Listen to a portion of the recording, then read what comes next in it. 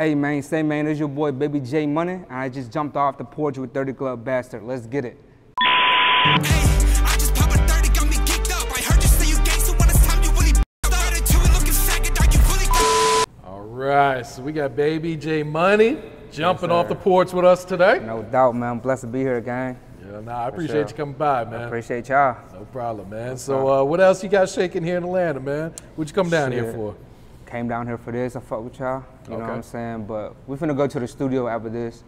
Just do a little bit more networking. You know, just try and get a name out there and stuff like that. Okay. So just been grinding, you know? Yeah. Hell yeah. Is this your first time down here? I actually been here one time before, but this is like probably like 5 years ago. Okay. So this is like really my first time like really exploring Atlanta. Yeah. For real. So I think that, man.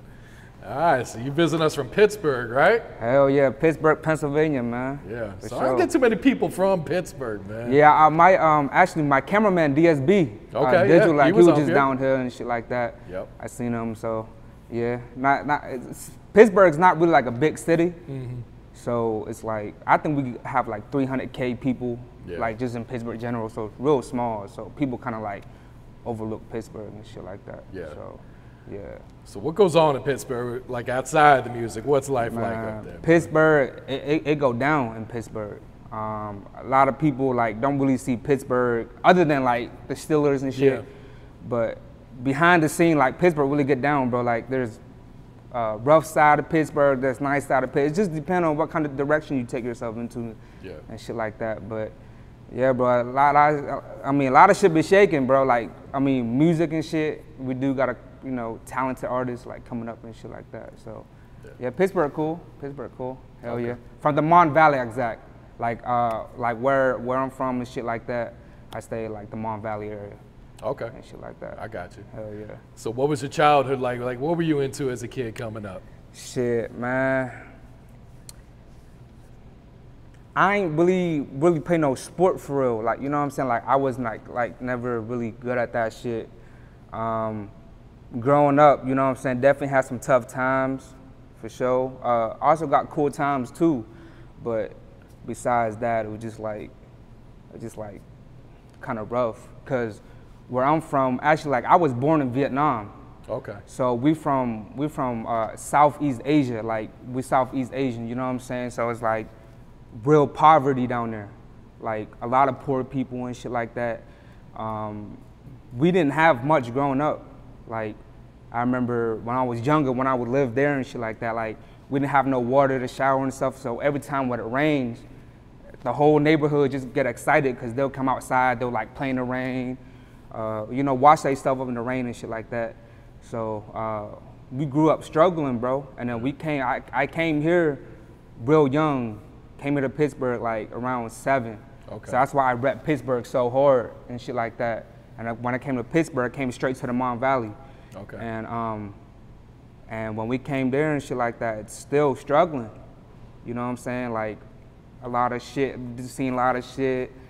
You know, had both parents, but you know they did what they could best for us and stuff like that. But other than that, like yeah, bro, we struggle like a motherfucker. Hell yeah.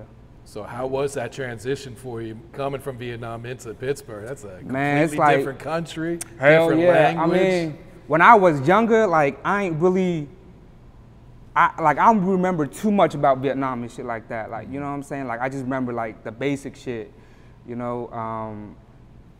But when I came here a lot younger, you know what I'm saying? Like Pittsburgh, like really in me. Like that's all I know is just like Pittsburgh, like. You know what I'm saying? So I think I adapt a lot quicker, you know, coming here and shit like that. So it'll be a lot different if I was a lot older over there and I come here. So it'll be a lot more harder to like adapt. But since I came here at a young age, you know, I kind of just like stay, you know what I'm saying? Just go along with it, you know what I'm saying? Shit like that. So it was all right. I got you. Yeah. So at what age would you say you jumped off the porch then, man? Man, I've been jumped off the porch, bro, to keep that a buck. But really like 16, that's when I really start like seeing shit, getting to a little bit of shit, and started to like really getting a little bit of money. And shit like that. So 16, hell yeah.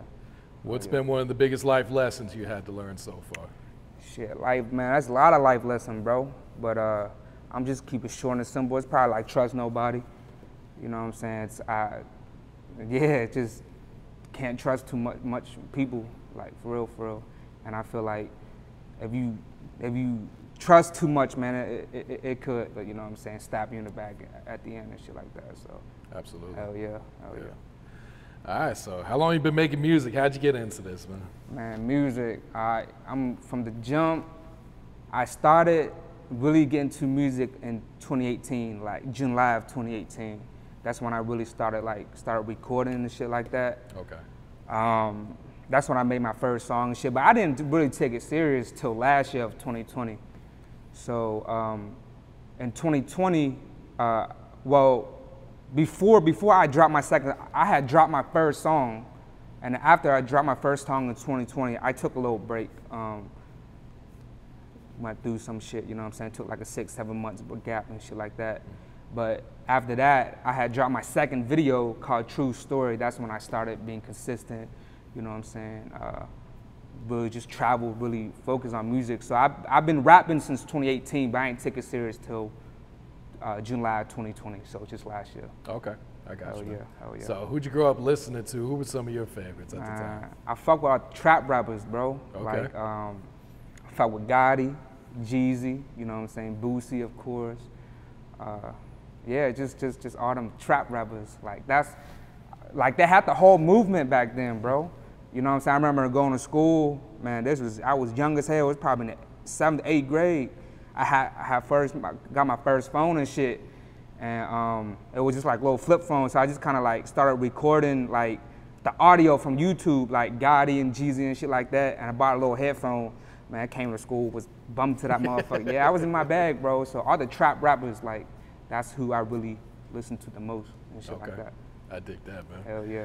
Yeah, and speak of, you know, some of the challenges that come with being an Asian rapper in this industry. Hell yeah, it's a lot of challenges. I mean, like, I'm going through that shit now. Like, I guess people, they're not used to like seeing like Asian artists. I mean, there is Asian artists, you know what I'm saying, but their lane is different. It's more popping in Asia and stuff like that. You don't see no big mainstream artists here in the United States. I mean, you got a couple names and stuff like doing their thing and shit like that, but you don't really see Asian artists, you know, in the United States like that. Like, same thing with like sports. Like, a lot of people, because I know a lot of Asian athletes and shit like that, you know what I'm saying? But they don't get recruited, they don't get looked at just because of their size, their ability, you know what I'm saying? But really, like, they really got talent, but they just overlook that. Same thing with the music. They say, all right, yeah, he's Asian, he you know what I'm saying? He probably don't got the talent to be rapping, but really, like, we do. You know, like, I'm trying to break doors down for my people. You know, not just, I'm from Vietnam, so not just Vietnamese people, but all Asians, like Cambodians, Filipinos, Chinese, everybody. You know what I'm saying? I'm just trying to create that spotlight and shit like that. But yeah, man, it's hard, bro. When I first started off, like, people didn't really bite into my craft and shit like that. You know what I'm saying? Until I take it serious, kind of create a little fan base and shit. Like, I'm no near where I want to be yet, you know what I'm saying? But I'm trying, bro. Like, I'm trying to make a name for myself, but for my people as well. So, I mean, I got to keep on going with this shit, though. You got to, man. Like you said, you got to break down those doors, man. Hell yeah, bro. I'm trying to kick all doors down for my people. Like, a lot of people in my city will tell you, like, you know what I'm saying? Like, I'm really trying to take it there, and you know, and shit like that. Hell yeah. Hell yeah. Yeah, because it seems like once one kicks in and makes it through, it's just gonna open up the, like you said, open up the gates and the doors. Like, I mean, and here, like, you know what I'm saying, we got a couple mainstream, like, not really mainstream, but they're about to be mainstream, like Stupid Young and Eminem and shit like that. Like, shout out to them boys, like, they doing their things. But those are really the only two Asian rappers, like, really rapping about, like, you know what I'm saying, like, just the shit they been going through and shit like that. So, you know, I'm just trying to create a path for my people. That's what I'm doing and shit. Hell yeah. So what's your creative process like when you record it, man? I'm more like a writer, to be honest with you. And I'm picky as hell with my beats. You know what I'm saying? A producer can send me about like 200 beats, and I'll pick like two or three beats from that motherfucker. Nah, real talk, because like, if I don't feel the beats, then I can't really write to it. But if I do feel it, then, you know what I'm saying, I'll got my phone. Like, I like to write my phone. So I'll write my phone and shit like that.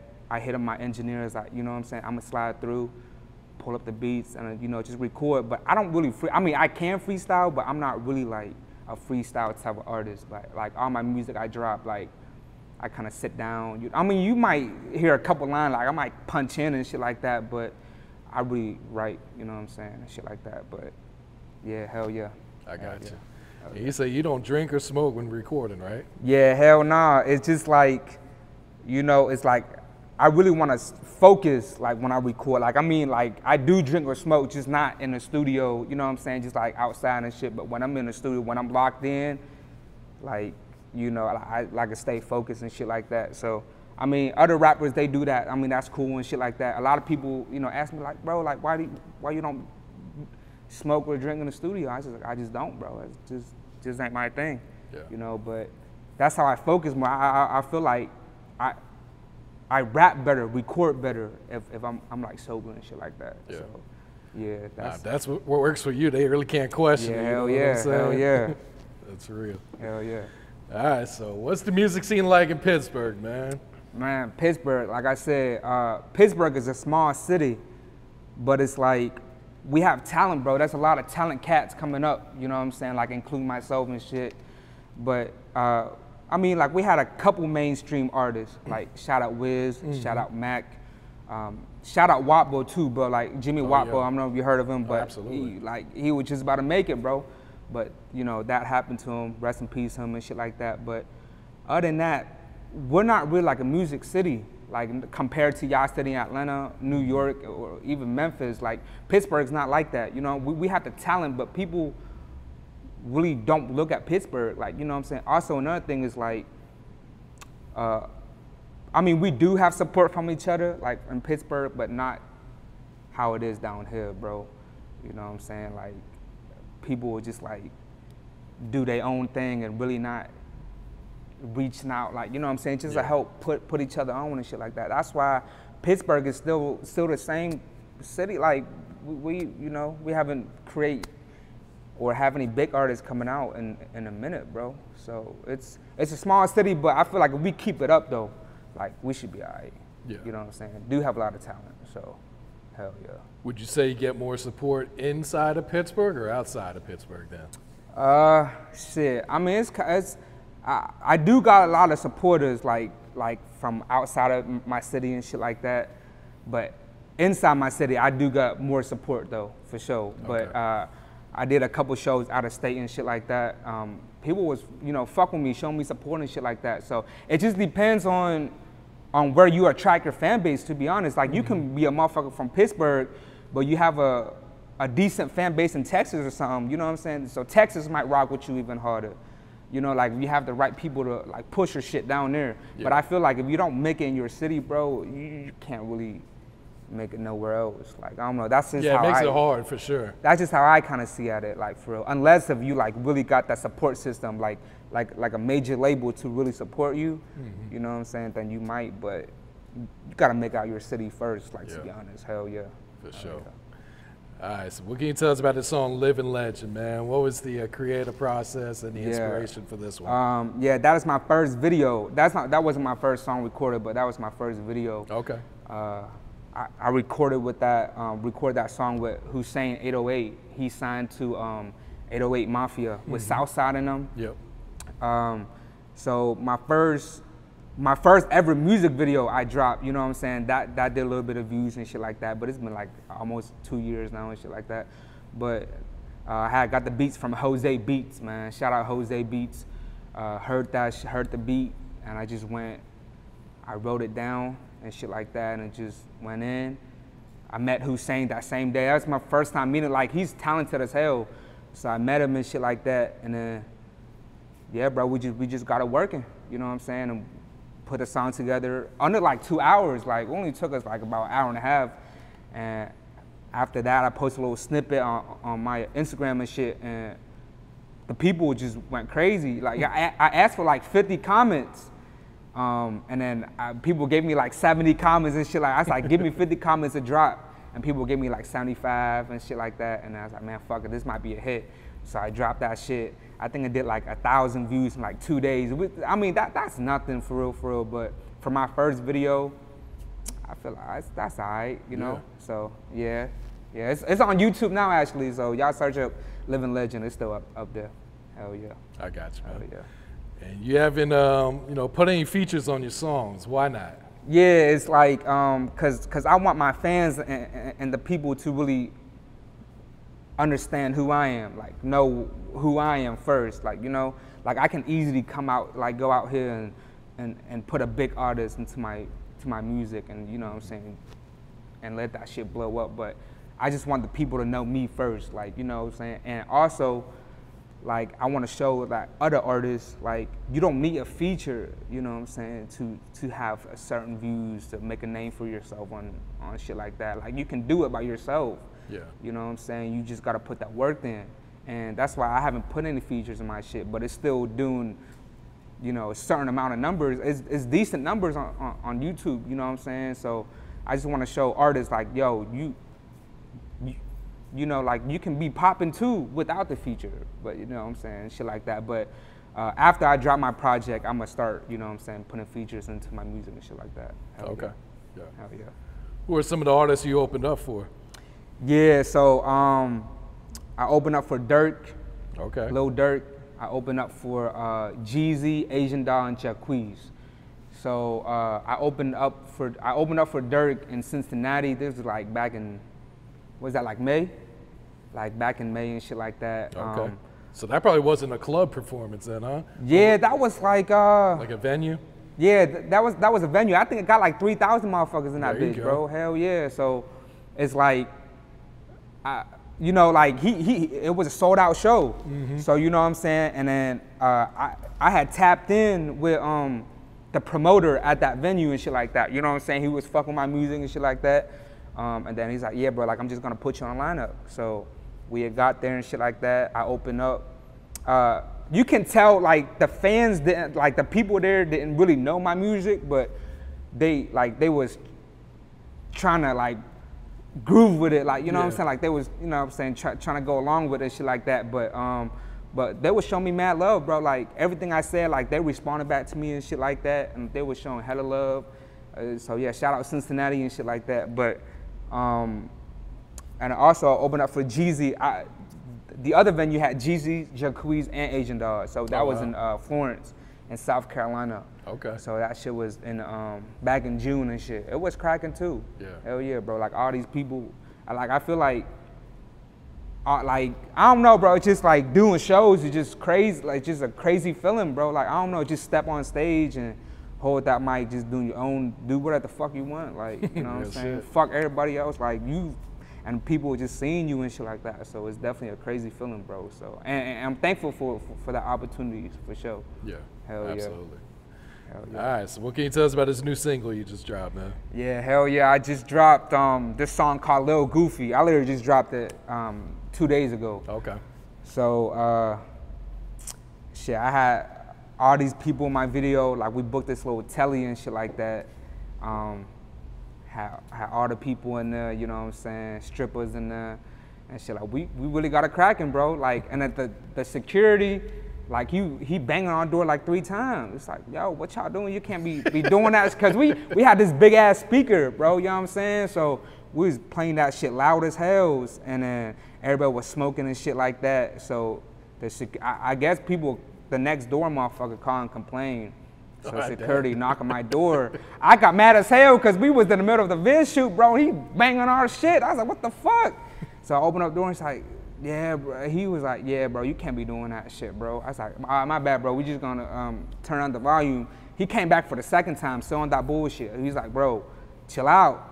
I was like, all right, bro, I got you. So I tip him like $20. Like, bro, just let us be for the next half hour, bro. I just need this low vid shoot. I'm cool, like, you know what I'm saying? So, I mean, like, he didn't stop the vid shoot or anything. He just warned us and shit. But it was lit, bro. DSB shot that video for me and shit like that. Yeah. We got it cracking and shit like that. Everybody knew the lyrics and shit like that. It just a vibe, you know what I'm saying? And the whole got the city out with me and shit like that. Yeah, bro, it was turned. Hell yeah. Lil Goofy is on YouTube now. Yeah. Hell yeah. Go look that up, guys. Hell yeah. All right, so are you working on a new project right now, or are you kind of focused on singles and videos? Yeah, hell yeah. So I've been dropping singles and videos for the past like year, you know what I'm saying? But my project is done. Like my little EP is done. But right now I'm a keep dropping singles, and I'm gonna build it up to that EP coming out. Hell yeah. So right now though, I'm just gonna drop videos and shit like that. Yeah. You know what I'm saying? Hell yeah. Do you have a title picked out for the EP, or? So the EP, like, not yet, but it's a mix with everything, like from turnt to like melodic to everything. So we still gotta sit down and shit, go through all the songs and shit, and to come up with a title and shit like that. But it's gonna be out soon. Hell yeah. Okay. Hell yeah. Who are some of the producers you've been working with? Hell yeah, man. Jose Beats. Okay. Shout out Jose Beats, man. I tapped in with bro hella times. Like he pretty much produced like a lot of my shit. You know what I'm saying? Shout out Energy Beats. Okay, he's hard. And yeah, he hard. He made that Whack Jumper instrumental, bro. That shit went crazy. Energy Beat go crazy. Shout out to my boy Cam too, Cam Beats. He's actually he been my homeboy since like school and shit. You know what I'm saying? But after school we haven't talked like that, and then we just tapped in, and then like you know what I'm saying. He told me he started producing and shit like that, so he sent me a package like with the beats and shit. So he made it onto my project. So I'm gonna drop that project with one of his beats. Okay. Like on that motherfucker. So that's dope. Hell yeah, bro. Hell yeah. Hell yeah. So what's some of your goals for your music career? What are you trying to get out of this, bro? Shit, a lot of shit, to be honest with you. Cause you can't rap forever, man. Like even with working a job, you can't work forever, bro. So it's like, I'm just trying to, like, once I do get to that stage where I want to be at and I do see money coming in, like, I'm just trying to milk as much money as I can from this rap shit, like, you know, and then just save it, and then invest in properties and shit like that, like houses, lands. That's what I'm more into, you know what I'm saying? But of course, like, you need the money for that shit, so, you know, gotta make it with the music shit, try and get this money. You know what I'm saying? So once I get that, I'm gonna invest it, you know, on the things that I want to do. Yeah. You know what I'm saying? Hell yeah. Yeah, keep flipping it. No doubt, bro. No doubt. Hell yeah. Hell yeah. All right, so what's some of your goals, or not goals, but what are some of your plans for the rest of 2021? 2020, man? Like I said, I still got 3 more videos that I'm dropping. Like I said, I just dropped Lil Goofy 2 days ago. I'm dropping one next month, and then, you know, like a month after that, back to back. You know what I'm saying? So I got 3 more videos I gotta drop, and then once that's done, that's gonna lead up to my project in early 2022. Once I do that, bro, and then I'm just gonna shoot a lot of videos for that shit. And then once I drop the project, though, I'ma start getting features in and shit. You know what I'm saying? Like I wanna tap in with like bigger artists. You know what I'm saying? Like from other city and shit like that. So hell yeah. I feel that. Yeah. Oh yeah. All right, you got any shout outs you like to give before we wrap it up here? Hell yeah, man. I want to shout out to myself. Yeah, there you go. For sure. I want to shout out to myself for doing my thing, man. Shout out to all my people, like my fans, supporters and shit like that. You know, been rocking with me. You know, I'm still trying to grow, still trying to, you know, get up to that level. Shout out to my dog Cuddy right there, man. Bro been with me from the jump, man. Hell yeah. From the jump, bro. I'm talking about like from the bottom up, like he's still here. So, you know, we just gonna keep on thugging, you know, keep on making music, and you know, we'll see where this shit gonna take me, man. Yeah. So, hell yeah.